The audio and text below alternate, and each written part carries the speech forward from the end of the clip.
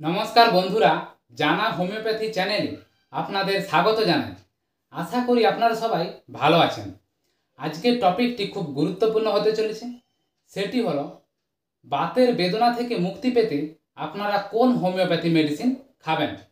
ताई बंधुरा आपनारा भिडियोटी स्किप ना करे सम्पूर्ण देखार चेष्टा करुन, ताहलेई पुरो विषयटी क्लियर बुझते पारबेन।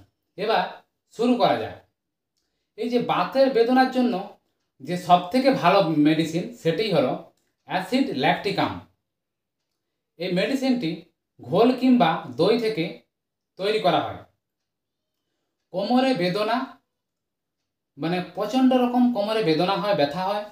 বেদনা কি হয় না কাঁধ পর্যন্ত, কোমর থেকে কাঁধ পর্যন্ত ছড়িয়ে যায়। কোমরের নিচেও বেদনা হতে পারে। চলাচল আপনি যদি করেন তখন দেখবেন অত্যন্ত বেদনা বেড়ে যায়। সমস্ত গাঁটে বা জয়েন্টে তীক্ষ্ণ বেদনা হবে।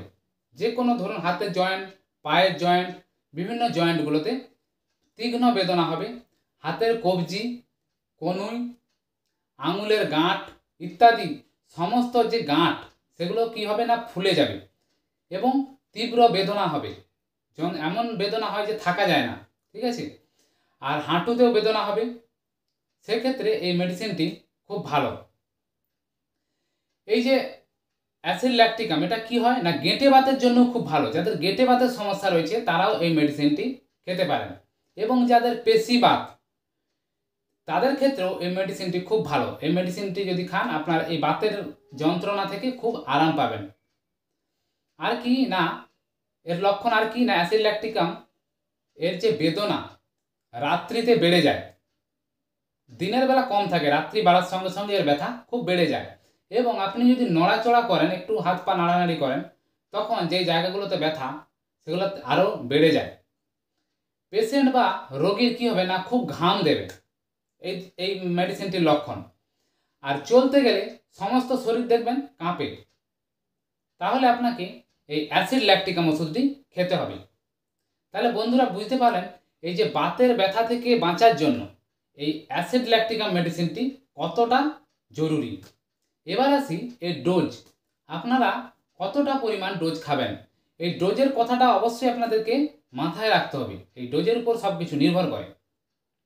এই অ্যাসিড ল্যাকটিকাম 30 ডোজের যে কোনো হোমিওপ্যাথি মেডিসিন দোকানে আপনারা কিনে নেবেন।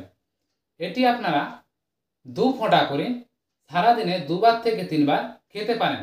ডাইরেক্ট জিভে নিয়ে নেবেন। তাহলে দেখবেন এই যে বাতের যে ব্যথার সমস্যা এগুলো আস্তে আস্তে ঠিক হয়ে যাবে। তাহলে বন্ধুরা আপনারা বুঝতে পারলেন যে এই অ্যাসিড ল্যাকটিকাম মেডিসিনটি বাতের জন্য কতটা জরুরি। যদি ভিডিওটি ভালো লাগে থাকে প্লিজ লাইক করে দেবেন এবং বন্ধুদের মধ্যে শেয়ার করে দেবেন, তাহলে তারাও এটা জানতে পারবে এবং সাবস্ক্রাইব করে দেবেন। তাহলে আমি আরও উপকৃত হয়ে এই ধরনের ভিডিও আপনাদের দিতে পারবো। আর যদি আপনাদের কমেন্টে কিছু জানার থাকে আমাকে কমেন্ট করতে পারেন।